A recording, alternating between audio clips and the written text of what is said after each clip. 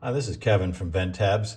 This is a short before and after video. I wanted to show you how to install a vent tab. This is from an XC-90 Volvo. This is the vent tab. Your vehicle may be missing the actual vent tab. You would see your vent as such. There's usually a marking on the single louver where the vent tab slides on. And this is as simple as it is with our design.